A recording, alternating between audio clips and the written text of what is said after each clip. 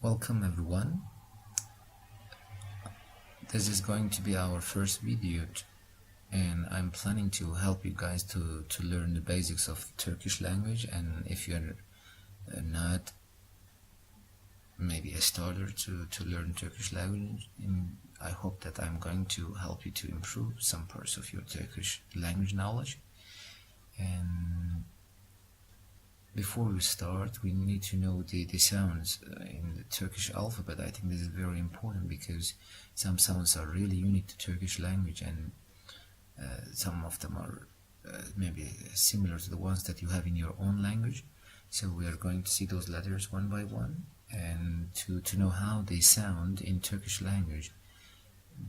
They are very close to English or sometimes German or some other languages in writing, but the sounds might be different.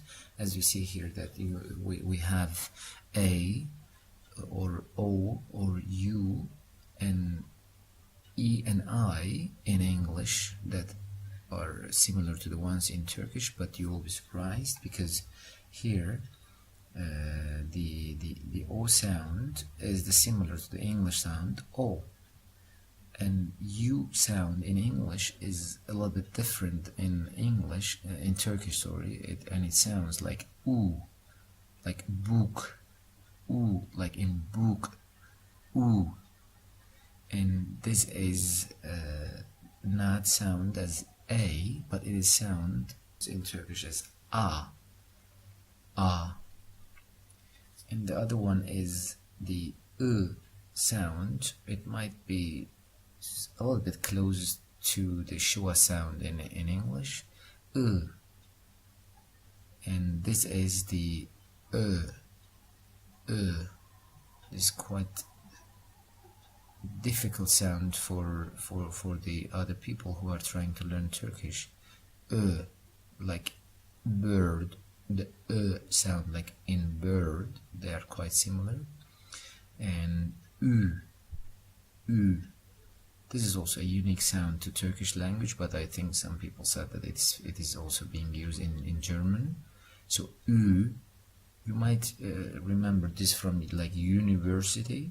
So here we also call it the same, universite in Turkish, university, universite, university,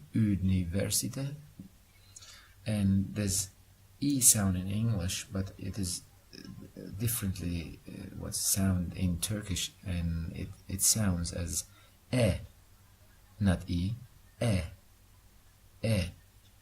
And the I sound in English sounds in Turkish as E, E. So don't be confused. This is E and this is E in Turkish language. And those all vowels are known as ünlüler, means the vowels in Turkish.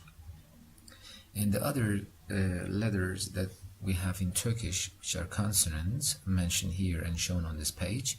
So B, B, C, C, B, C, and Ç, Ç, like Ç in champion, D, D, F, F, G.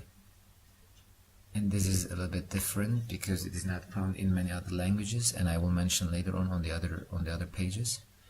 And H, H, J, J, K, K, L, M, N, P, R, S, Ş, T, V, Y, Z. Those are the consonants that we are using in Turkish language. Some of them are, as I mentioned, maybe sounding similar to the ones that found in English or in your maybe language, but some of them are different, and I'm going to mention some important points about those. Here, as you can see that like as I mentioned before, schwa sound in English, and like in bird, bird, it sounds quite similar, and but this is not I think it's not found in English, and I don't know how to simplify this, but you might link it to the university vocabulary in English. You, you, they sound close, but it is not the exactly sound that we have in Turkish. And here they can some of the consonants